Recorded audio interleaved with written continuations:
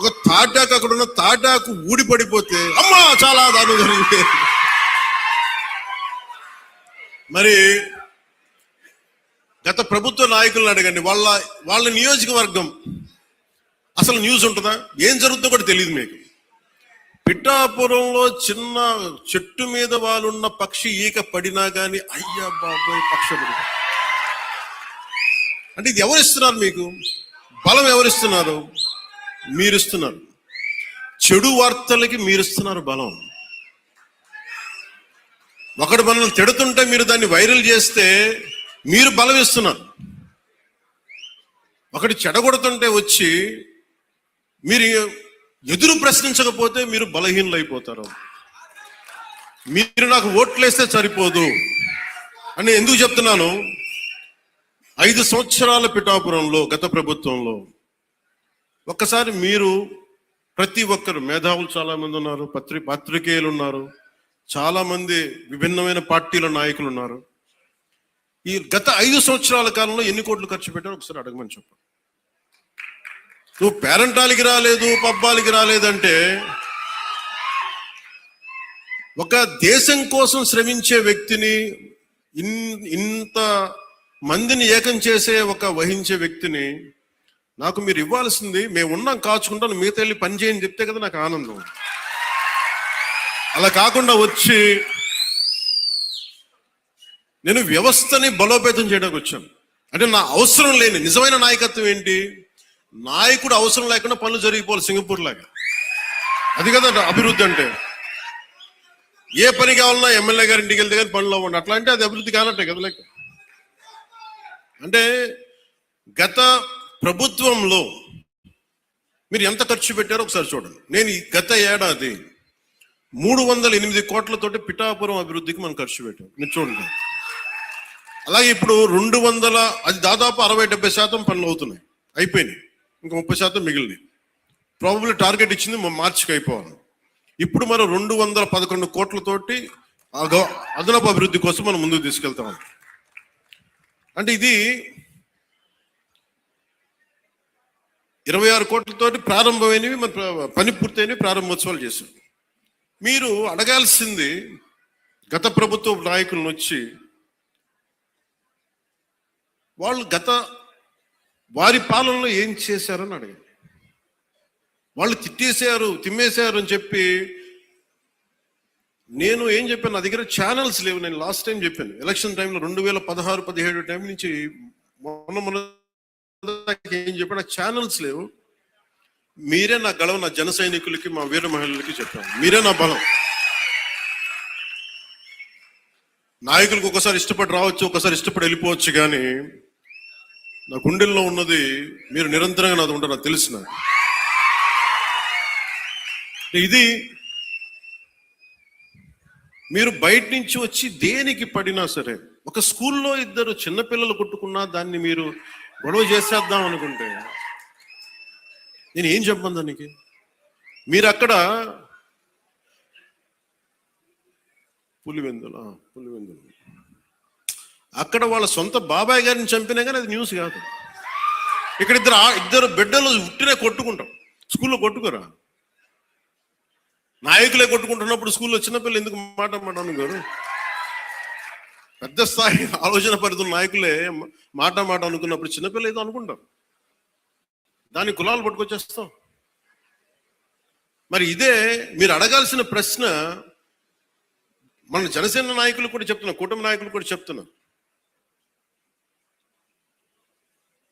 పనిచేసే నాయకులు మీరు వెన్నంటి ఉండకపోతే, ఎలక్షన్లు అయిపోయింది మా పని అయిపోయింది అంటే, నేను నిజంగా అలా అనుకుని ఉంటే ఈ రోజున మీకు ఉప్పాడ ప్రొటెక్షన్ వాళ్ళు ముందుకు వెళ్ళదు చెప్తాను. మీరు ఇన్ని సంవత్సరాలు ఉన్నారు, ఎవరు తీసుకెళ్ళారు చెప్పండి? ఈజీగా మాట్లాడి సరిపోదు, అక్కడ నువ్వు కన్విన్స్ చేయాలి. ఎందుకని 100 ప్రాజెక్టులు ఉంటాయి స్టేట్ గవర్నమెంట్, ప్రయారిటీస్ ఎందుకు చేయాలి? ఇలాంటి 1053 కిలోమీటర్లు ఆంధ్రప్రదేశ్ మొత్తం ఉంటే, అలాంటిది మొత్తం గుజరాత్ నుంచి అన్ని తీర ప్రాంతాలు, బెంగాల్ అన్ని తీర ప్రాంతాలు, తమిళనాడు, కేరళ ఉంటే ఇలాంటి సముద్రపు కోత గురవుతానే ఉంటాయి. కానీ మీకే ఎందుకు ఇవ్వాలి అని సెంట్రల్ గవర్నమెంట్ అడుగుద్ది. ప్రత్యేకత ఏంటి అని. అది మన కన్విన్సింగ్ ఆర్గ్యుమెంట్. ఎందుకు పని చేస్తాయి? నువ్వు దేశ నిర్మాణం కోసం పనిచేసేవాడివి, మనుషుల్ని విడగొట్టేవాడివి కాదు, నిలబెట్టేవాడివి, అండగా ఉండేవాడివి.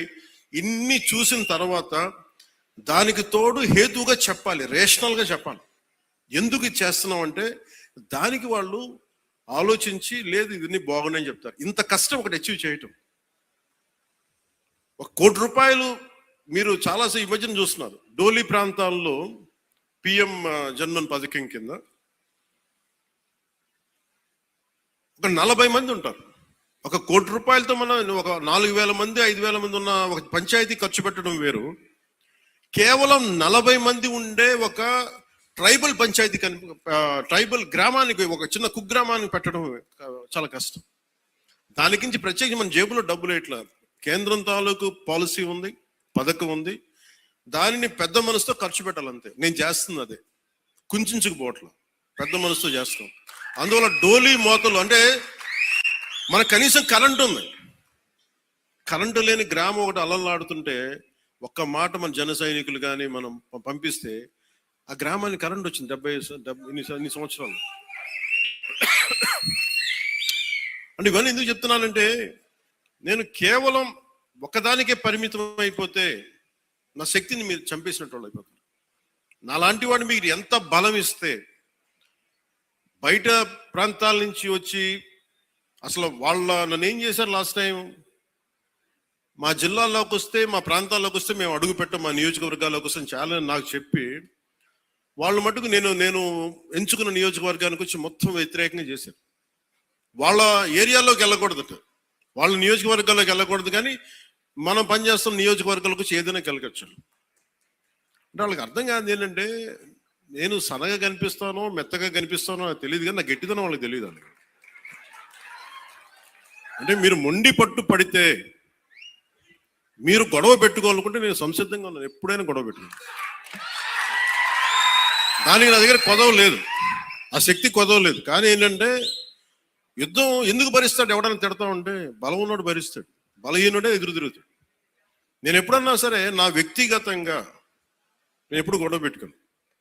వ్యవస్థ కోసం ఇబ్బందులు అయినప్పుడు నాకేంటి, గత ప్రభుత్వం అద్భుతంగా పనిచేస్తే నాకు ఎందుకు అవసరం ఏముంది?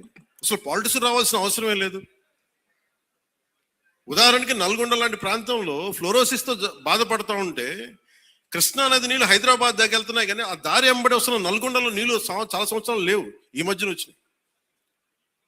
అక్కడ మనుషులు ఈ మన ఫ్లోరోసిస్ తోటి చిన్న బిడ్డలు వంగిపోయి మంచానికి ఉంటే అది బాధ కలుగుతారు. ప్రభుత్వాలు ఏం చేయటం, అలాంటి అనేకమైన సంఘటనలు కోకొల్లలుగా జరిగితే అది నాకు బాధ్యతని పెంచి రాజకీయాల్లో మనం ఏదైనా చేద్దాం, ప్రయత్నం చేద్దాం. ఓడిపోవచ్చు గెలవచ్చేసాము, కానీ ప్రయత్నమే చేయకపోతే తప్పు కదా. అలాంటి సందర్భంలో నేను వచ్చాను పాలిటిక్స్కి. అలాంటిది నేను కింద పడ్డాను. మనోహర్ గారు మాట్లాడుతున్నాను, పుష్కర్ కాలం దాటింది నేను వచ్చి 14 సంవత్సరాల పైన ఎవరు తీసుకుంటారు? నాకు రాజకీయాలు, నాకు డబ్బు సంపాదన, నాకు డబ్బు సంపాదన, నేను బిగ్ యాక్టర్, నేను నెంబర్ 1 యాక్టర్ని కాదేమో, కానీ నా స్థాయిలో నేను బాగా డబ్బులు సంపాదించగలిగే యాక్టర్ని. ఓడిపోయినా కానీ